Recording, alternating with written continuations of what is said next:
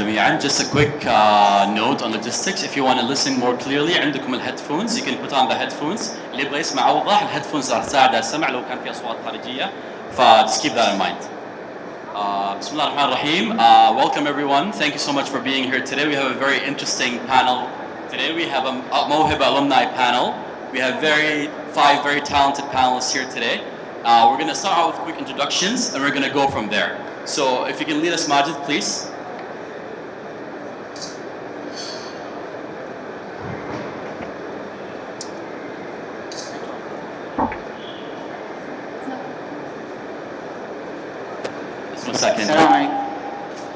Assalamu alaikum.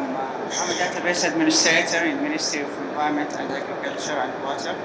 I'm holding a Bachelor of Science degree in Computer Information System from Labour University. I have received the bronze medal in the National Olympiad for Scientific Innovation. I'm passionate about new and emerging technologies that provide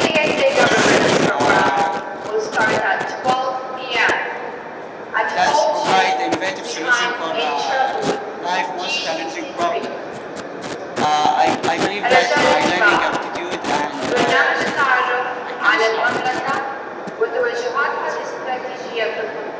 We'll just wait for 1 second with the announcement.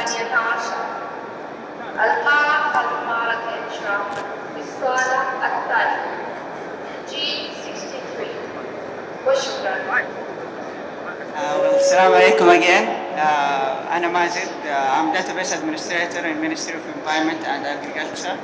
I'm holding a Bachelor of Science degree in Computer Information System from Labour University. I'm passionate about new and emerging technology that provide innovative solutions for life's most challenging problems.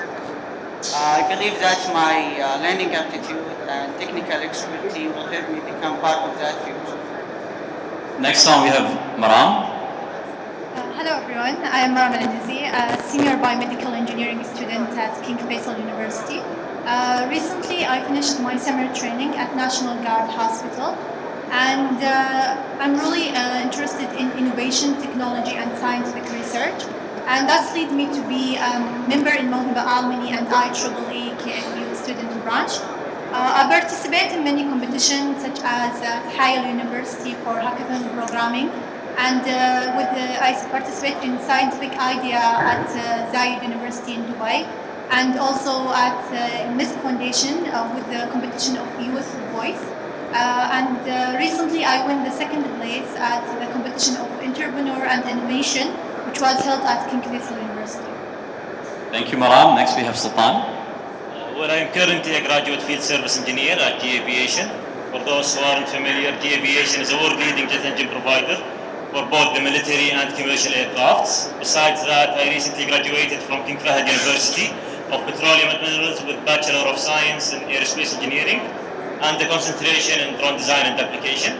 Given my concentration, I've been part of so many exciting projects involving autonomous UAVs, artificial intelligence, machine learning. But surprisingly, the most exciting project was in real estate, and that project have turned into a startup. And as the founder, I can say that the key factor of success to that commercialization was the diverse team working behind the scenes to deliver an innovative product. So I can't emphasize enough on today's topic. Thank you, Sultan. Really insightful. Next we have Malak. Hello everyone. I'm Malak Al-Anazi from the north of Saudi Arabia. Recently graduated in 2021 from Northern University from College of Applied Medical Science with a major in clinical nutrition. I have passion to achieve in different fields like health, creativity, social media, business, and list goes on. Also, I have been interested in the innovation and research science. I got many achievements in different fields because that I believe that the science is different but meets in the one way at the end. Also, I work as a photographer designer in my free time. Thank you so much, Malak. Lastly, we have Khalid. Assalamu alaikum everyone. My name is Khalid Al-Harthi.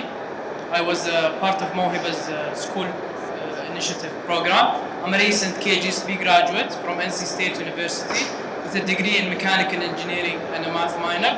During my undergraduate studies, I entered at NC State University with Dr. Mark Bonkau on ballistic performance, a at Aramco Services Company with Dr. Vincent Costanzo, where we co-authored a paper on engine pre-ignition.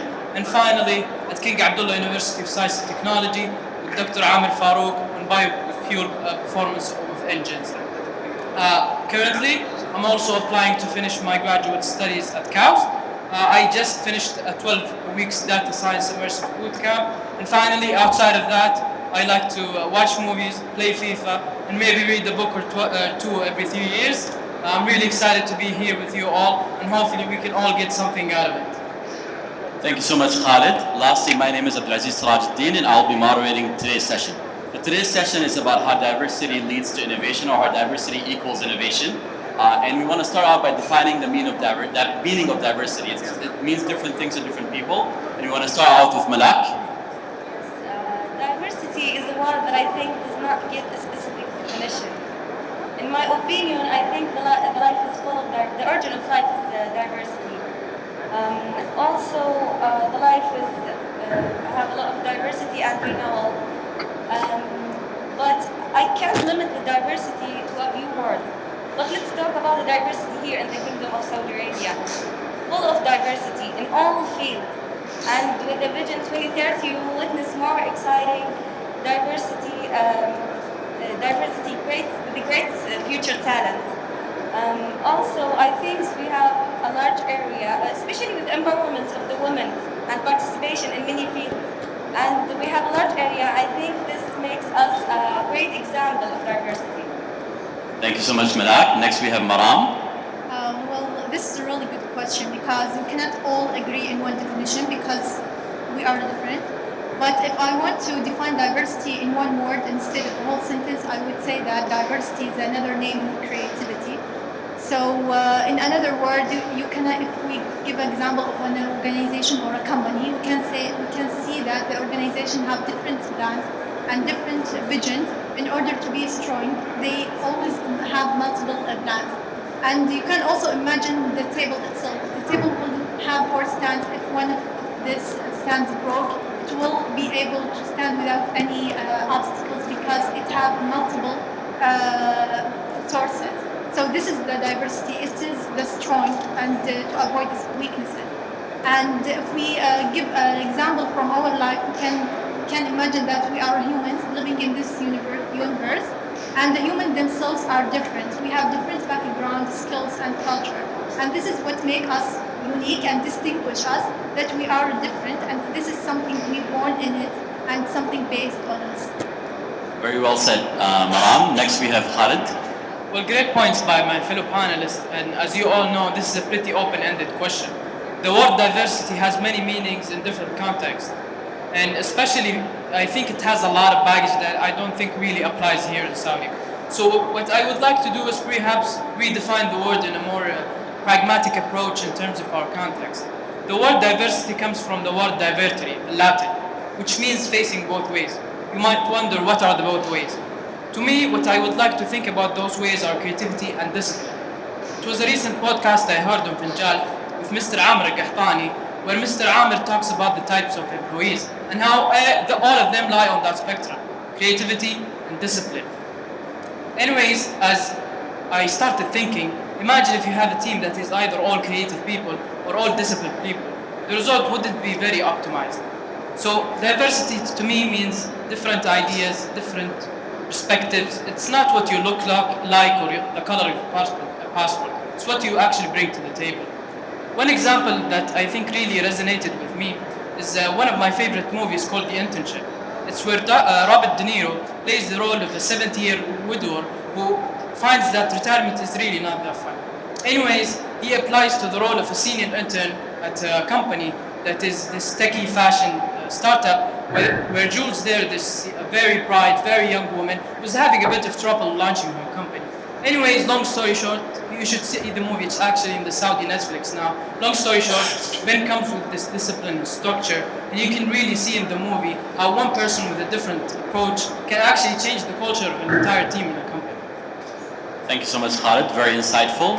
Now we want to talk about the other side of the equation. We talked about diversity and try to define diversity. Now we want to talk about how diversity can foster innovation. And for that, we want to start with Majed. Actually, it's a good question, Abdulaziz. Diversity fosters innovation. It's like the more minds you have, the more wins you can get. Adding more perspective, encouraging new way of thinking, a creative way of thinking. Everything around us has been built with more than one perspective. Let's take the airplanes, for example. We have physicists, chemists, computer scientists, designers, and more. All of these people working from different fields, trying to solve transportation problem. From engineering wise, we can consider that every aspect of the aircraft has been carefully engineered using focus groups. In this situation, we have the tail, the wings, the fuselage, the cockpit, and so on. There is hundreds of components. Then we will go to another 100 working as a sample for this design. Then we have another 100. So this is continuing. My point is that diversity is the backbone of any new innovation. Really insightful, Majid. Next we have Sultan. That's a really interesting question, Aziz. But before answering that question, let us all agree on the difference between invention and innovation. Now, all new ideas, new concepts and methods, even patents, lie within the category of inventions. Innovation is actually turning those great ideas and patents into consumable products by the industry. So there is a thin line between the two, and I believe that university has a huge impact on that line. Let me elaborate by giving you an example from my field of work, engines. We all know that for decades, studies have been going on reducing fuel consumption in engines. That's really something important. And let's dig deep into that example and take two teams working on the same concept of reducing fuel consumption. The first team from pure scientists and the second team from diverse teams from different backgrounds. Now we also have scientists on the second team, but we also have people from business, from environment and finance. For the first team, they are going to focus on purely scientific data. So they are going to achieve their goal at the end. They are going to reduce fuel consumption, but with only one goal at the end, which is reducing fuel consumption at any cost. Now that by itself is an invention. So what is an innovation? Let's take the second example, the diverse team. At the first stage of the project, someone from finance would bug the scientist and tell him, let's make a feasibility study. Now a feasibility study is just an analysis from a financial perspective to see if is it worth it or is it worth this? And he might conclude that this is a useless project because the amount of money we're paying on this project is way more than the amount we're saving in reducing fuel consumption. On the other hand, someone from the environment would jump and said, even though we are paying more money here, we are in fact reducing fuel consumption. Thus, we are saving the environment by reducing gas emissions. Now keep in mind, the environmentalist is not thinking from his point of view. He's reflecting the industry's point of view on himself. So we all know that lately many companies have been adopting new technologies to transform into electrical vehicles, reducing carbon footprint. So this is innovation. You're actually iterating your product, you're optimizing your product so you reach a market fit where you would satisfy your product itself and the requirements of the industry. So different minds pave their own ways into the same goal, and that leads into the innovative product of this. Thank you so much, Sultan. Very insightful from Majid and Sultan. So now I want to invite all my panelists to kind of reflect on personal stories and share how did a diverse set of skills help you excel in your studies or your career so far. Starting with Majid. Well, Abdulaziz, in my experience, diversity helped me to work smart, not hard. As I engaged in many different fields like sales, marketing, public relations, web design, and finally IT. I'm a DBA now. So diversity helped me to improve my skills, to simplify technical things to non-technical people, to help them to take a better decision using technology and data analysis.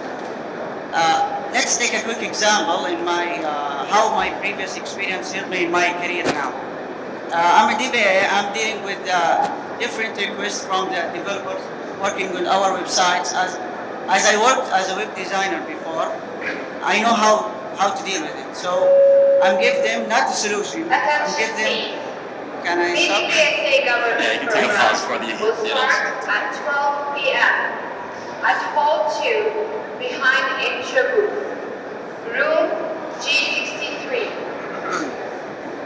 الرجاء الانتباه برنامج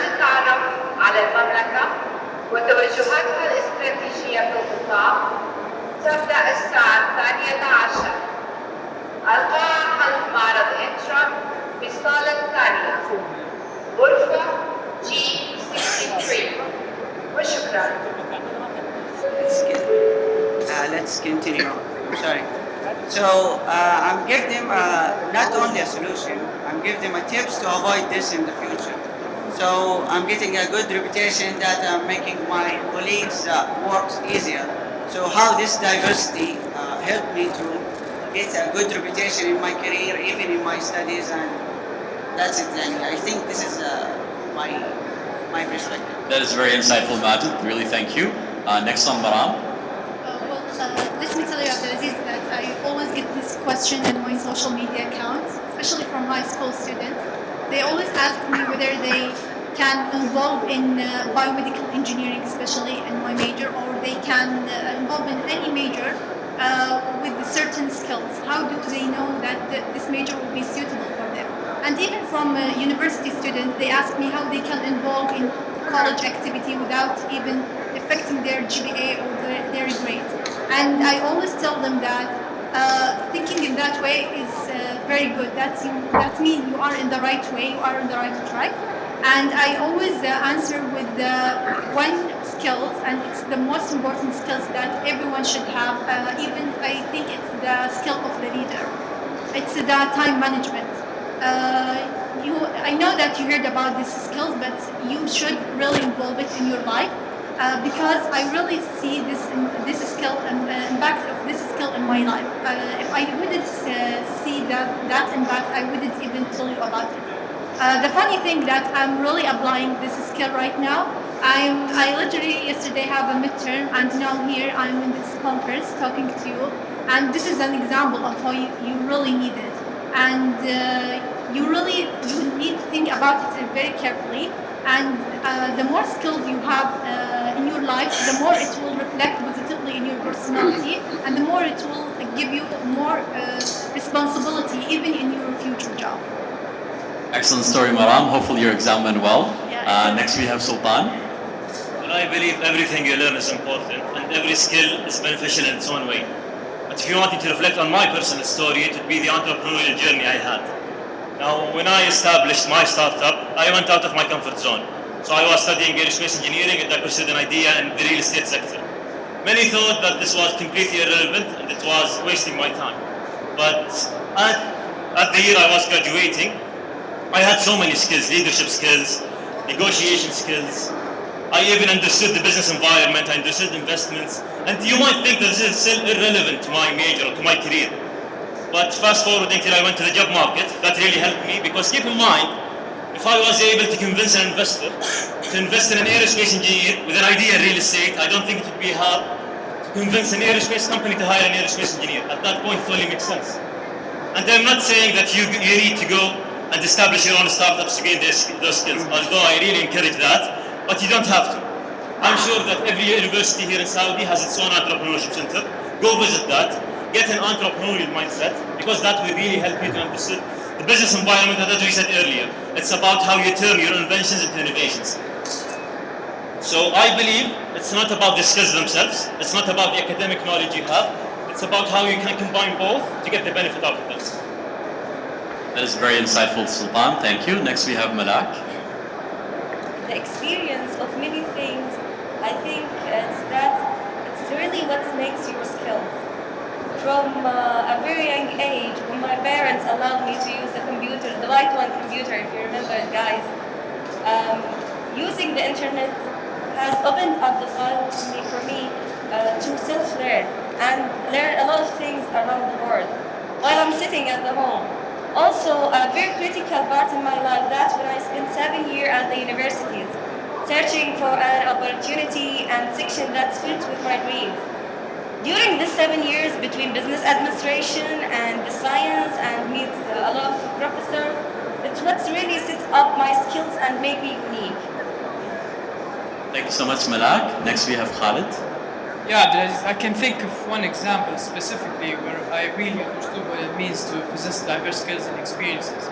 You know, generally, engineering disciplines are usually thought as these structured and methodical approaches. That's true to a certain extent, especially for mechanical engineering. You You know, when they like to describe athletes who are slow or heavy in their movement, they use the word mechanical. And it wasn't until my senior year project where I really understood what diverse skills means. Anyways, we worked with a startup company that was mostly military applications oriented. And they wanted to create these very small screens, 3 by 3 centimeters. And what they wanted to do with the screens is basically adhere them on drones. So the drones would have cameras around them, and they would project the other side of the drone to the screens on the other side. So the drone, the ultimate object, would be for the drone to be invisible. Anyways, going back, our task as a project class was to create the layers for these screens. And one layer we were swinging a lot with was the adhesive layer. Most of other teams and our team followed suit. Basic ESA governance program will start at 12 p.m. at Hall 2. Behind room G63. الرجال انتباه. برنامج التعرف على المملكة وتوجهاتها الاستراتيجية في القطاع تبدأ الساعة 12. القاعة خلف معرض إنشرا بالصالة الثانية غرفة G63 وشكرا. Yeah, at least it's not Majed this time. Going back, we were designing the adhesive layer, and the other teams wanted to work with the epoxy because they felt most comfortable. I didn't like the epoxy that much. One reason was I wasn't that comfortable. We didn't use it.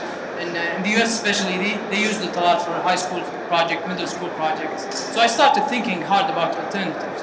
And it was then when this very small, silly idea that came to my mind was basically using magnets. And the beauty about magnets is they're actually reusable and even work in even better in colder temperatures and higher altitudes. Anyways,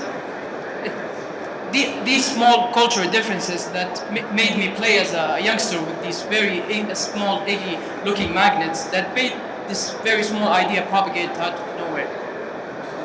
Really thankful, Khalid, for that insight.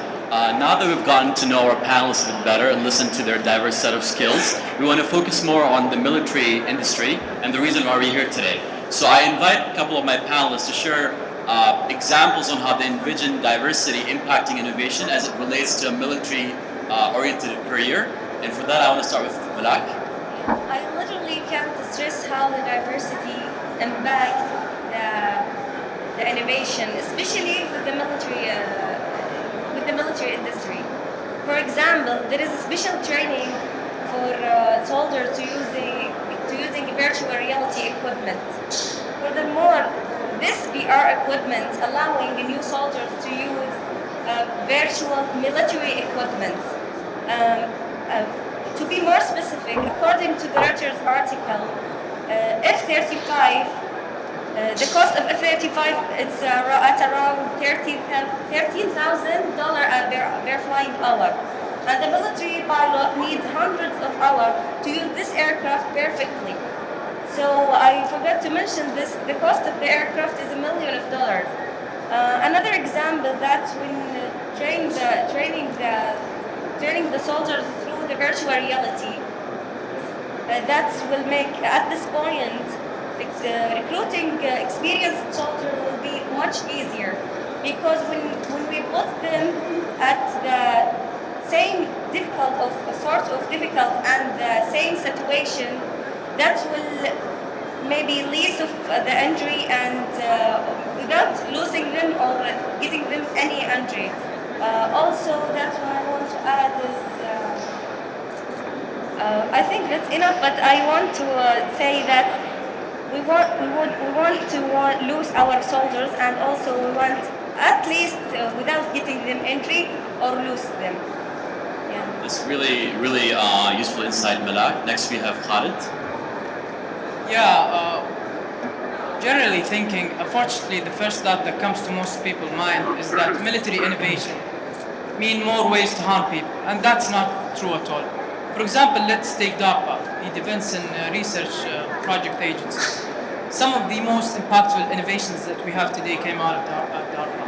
Innovations such as the GPS, computers, the internet, and even mRNA vaccines. So I would like to mention the story of one of my favorite books.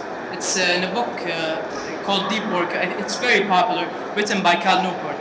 Cal tells the story of the infamous Bell Labs that started in New Jersey by this genius, Marvin Kelly. Dr. Kelly came from an academic background. I didn't really like the old department. Each department is in a structure, in a giant building, and those giant buildings are usually quite far from each other. For example, at the NC State, we had to take a bus from the main campus to the engineering campus. So in constructing that, Dr. Kelly kept that in his mind. So what he did was basically create these very long hallways connecting the buildings. And many people say it's those long hallways that made transistors possible, because you had to have quantum theorists, solid-state physicists, all in one place, sharing ideas, and it would be impossible to go through if the old university system. Because in those long hallways, you would encounter unique people, unique ideas, and unique problems. On top of that, Bell Laboratories actually helped in creating fiber networking, also lasers that every military around the world uses today. Very helpful insights. Now we want to also provide some insights to our audience members today, and I will encourage a few of my panelists to discuss or elaborate on personal stories that helped encourage you to pursue a career or studies to lead into a military industry. And I want to start with Majed. As I said before, I'm passionate about new and emerging technology, especially when it comes to data and big data. By every second ticks by, the amount of data gathered by the military grows as the desire to extract this data to form it as an actionable intelligence. So this situation results a huge and intense demand for the military technology manufacturer to quickly produce and provide softwares and hardware capable for analyzing and processing these zettabytes of data. So when it successful gathering for this data and analyzing and processing will change the warfare we are facing nowadays. So my point is that I can't add something in this field as it comes to technology and the high demand we are living now in the technology era. That's a very strong point, Majed. Thank you. Next we have Maram. Well, it's not a story as much as something I have always been thinking about the people who are losing their limbs for any kind of reason, for illness or for car accident. But if we think deeper in that, we found also soldiers when were losing their limbs, and we must consider them as the most priority in healthcare and give them the latest technology in the field of prosthetic. And that really leads me to be a biomedical engineering. One thing I want to clarify that biomedical engineering is not only having the field of prosthetic, but also there is another field called medical devices. But what I'm really interested in is the prosthetic field. Another reason that 5 years ago biomedical engineering wasn't available for women, but now it is available, and it is extended more and more in our country. And 8 months ago, Prince Mohammed bin Salman launched a conference for localizing the medical industry. And that gives us a really good sign that biomedical engineering is growing more and more in our future and for the 2030 vision. Thank you, Maram. That's a very optimistic insight. Next we have Sultan. Well, let me go back to 2016 when I selected my major, aerospace engineering. Now, I knew my passion. I loved airplanes since I was a kid, and growing up I developed a passion for military fighters, so I knew that aerospace was the best fit for me. But many people were opposing that selection, and their thoughts made sense back then, because at that time there weren't so many opportunities for aerospace engineers here in Saudi, especially in the military industry. My parents encouraged me to follow my passion and just go with aerospace engineering, but the last push I had, what really encouraged me, was the launch of Vision 2030. So the vision was announced in April 2016, and I selected my major 1 or 2 months later. Now keep in mind that back then the vision was blurry, it wasn't as clear as it is now. But something that caught my mind was that at that time, we had the 3rd largest military budget in the world, with only 1% of it spent here in Saudi. And the vision aims to raise that 1% into 50% in less than 15 years, 14 years to be precise. Now that was a huge challenge.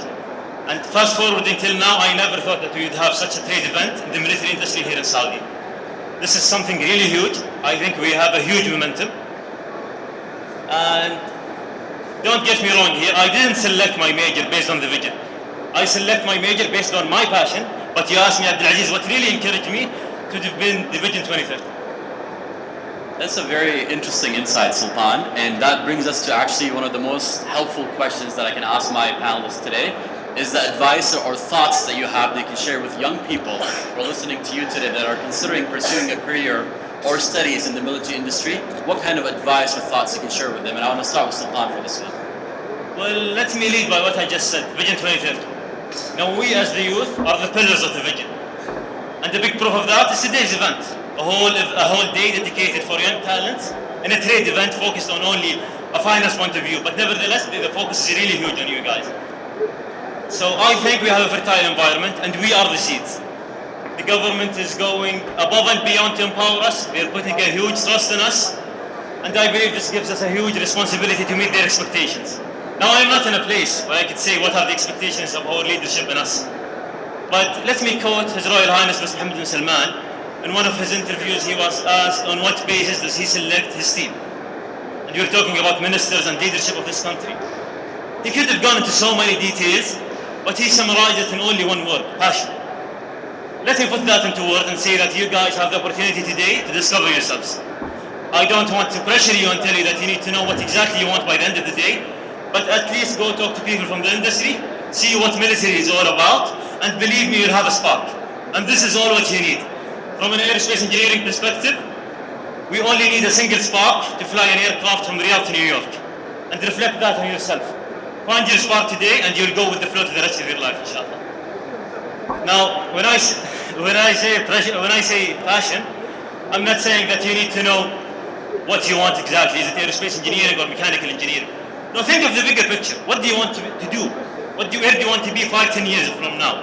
So it's not about the major, it's about, do you want to make a difference? Do you want to be in a leadership role? Do you want to be in a place where you can invent and innovate? So know exactly what exactly do you want, discover your passion, and believe me, by that you'll make the impossible possible. Whether it is in the military, whether you are in engineering, in business, even design, you'll be able to pursue it in the military industry. As you can see here, diverse booths, thousands of people are here from different industries, so believe me, you can pursue it, be passionate about it, and as I said earlier, you'll be able to make the impossible possible. Magnificently worded, Sultan. Thank you. Majed? Actually, I'm not working in a military field. I'm a tech guy, but I can tell you one thing, that working in a military and defend this holy land and its future 2030 vision, it's an honor you earn, and it's not demand or necessary to be a soldier to defend this country. There is a plenty of opportunity you have. You can be using technology, you can be engineer, you can be designer. There is a plenty of opportunity here. So, as Prince Mohammed bin Salman once, this is actually for the youth, he said, our vision depends on our impassioned youth. So, follow your passion, go for it, read more, try things. We have actually in these times we can succeed more than ever. We are a G20 country and fastest growing. So we have all the support we need from our leaders, from our government. You can consider maybe plenty of companies, local company working in the military field, let's take an example for SAMI, a key role player for localizing more than 50% of government military spending. So it's a great opportunity. Wish you all the best. Very insightful, Majed. Maram? Well, my first and only advice I would say, learn and learn and learn, because no one can defeat someone with knowledge and science. So always compare yourself now with yourself in the past, and do not ever think to compare yourself with others. And also you need to do not let other people's limit your dreams. Always open your mind to other things. And please, if you are considering the military field, do not consider it as we all think about the stereotype. It's only war and guns, all these things. But think about out of the box. We are here all in this panel, serving the military field with different majors. Some of us in medical, some of us engineers, and so on. So if you are choosing military field, make sure that you are choose it and you are determined with it. And I always think about the people who's choosing this field as brave people. And if you are choosing it, go ahead and do not let anyone stops you. Our government with us and our country support us, and we are a youth that will achieve the vision. We are conscious and educated and creative, and we are the real power that will improve our future in 2030. So I cannot add anything after that. Very well worded, Maram. Thank you. Malak? Yeah, I want to say that the military industry is an important part in our defense. So we will be so glad to be part of it. Also, the development in it is so exciting and fast. My advice to you guys that work on yourself. There is no excuse. Our government supports us. It doesn't matter if no one believes in you. That's enough when you believe in yourself. Work in your skills. And yes, this is important part that I want to say. Don't forget, if we do it, you can do it also. Yeah. Very succinct and to the point, Malak. Thank you. Lastly, we have Khalid. I think my fellow panelists covered a lot of good points. So what I would like to do is perhaps answer the question in a more general sense. You need to think of the military industry as a destination, more like a first stop. Like any destination, it has many roads to it. For example, you could be an accountant at Boeing or an aerospace engineer at SAMI, but very different roads, same destination. So you need to think really carefully about what kind of major you're going to choose. So the major you choose is going to determine a lot of stuff. And it's not what most people mean when choosing the major, because there's this notion that there's the right major for you, and that's not true at all. For example, myself, I'm not quite sure if mechanical engineering is the right major for me or not. But I would say keep in mind 3 points. One, you need to like it. You don't necessarily have to be passionate about it, because passion is one part of the equation only. The second thing is you need to be good at it. For example, I liked playing football a lot as a child, but I was even slower than the referee, so I had to cross that one off my list. And finally, it has to be demanded major on the market, something you can actually make money out of it. Otherwise, don't even bother. So thankfully, the military innovation, you can cross that one off the list because this whole thing is dedicated to this thing specifically. So what I would say in a final note is, all of us were in your situation.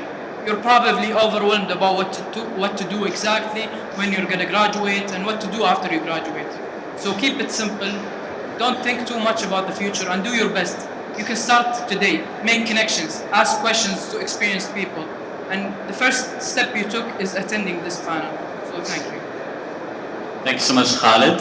Now, just a quick note for questions. I will invite you guys to network. In the interest of time, I'll invite everybody to network with our panelists post-session. They'll all be available. Hopefully, all of you are available post-session so you can engage with them and ask some questions. I just want to quickly invite my panelists to do one last concluding thought before we conclude the session. We're going to start with Majed again. Thank you, everyone. I appreciate your time. I hope I added something to this session. Actually, it's an honor to be here in this huge event. It's not huge enough. It's huge for in Middle East area. It's more than, as I read before, it's more than 30,000 visitors. It's thank you very much. I appreciate your time. Thank you so much, Majed. Next on Maram. Well, I would thank everyone for attending and listening to us, and thank you, Abdulaziz, for moderating this panel, and thanks for everyone here in this panel that with the great ideas, and I hope that I benefit one of you, even in one word, and I inspired some of you. Please don't hesitate to ask me any question, whether in my field or anything that you want to ask, and I hope all the best for all of you. Thank you, Maram. Next we have Sultan. Well, I don't think I can add any more points. But let me say that World Defense Show, in association with Mohiba, has given a great trust in us. It's a huge responsibility to inspire you guys, so I hope we did a little bit of that job. But we're not here to just deliver a panel. We want to help you, want to support you. So let us know if you need anything. And adding to that, you have the opportunity today, as I said, to go to those booths. Don't hesitate and don't be shy to talk to these people, because believe me, they know that today is the Future Talent Program. And as much as you want to talk to them, they want to talk to you, because they are building their plans upon you, the next generation. So please go and talk to them. Thank you so much, Sultan. Next we have Malak. First of all, thank you, Abdulaziz, for this session with Future Talent. Thank you guys for being here with us, for listening for us. Always, you are welcome. Always, you can ask about my email to contact me. Ask me any question. I will support you. I will answer all the question, and I wish all the luck for you guys. Thank you so much, Malak. Lastly, Khalid. So first, I would like to start by thanking our leadership and every person who participated in organizing this event. And I also would like to start Mohiba for collecting us all and making this great opportunity. What I would say in the final note is there's this mini life hack that I don't think many people talk about it. It's about overcoming the fear of rejection. So ask around. You're gonna get rejected probably a few times, but after the 6th time, the 7th time, trust me, you're gonna feel free. So please don't hesitate at all in talking me or asking me any questions, and use your day. Thank you so much, Khalid. We just want to quickly say, on behalf of myself and the panelists, thank you to our leadership for this opportunity, for this magnificent event. We also want to thank the World Defense Show for staging this after 2 years of the world stopping. Lastly, we also want to thank Mohiba for giving us this platform. And last but not least, I want to thank my panelists for sharing their insights. They are some of the brightest minds that I've worked with. So thank you so much, and thank you for your time.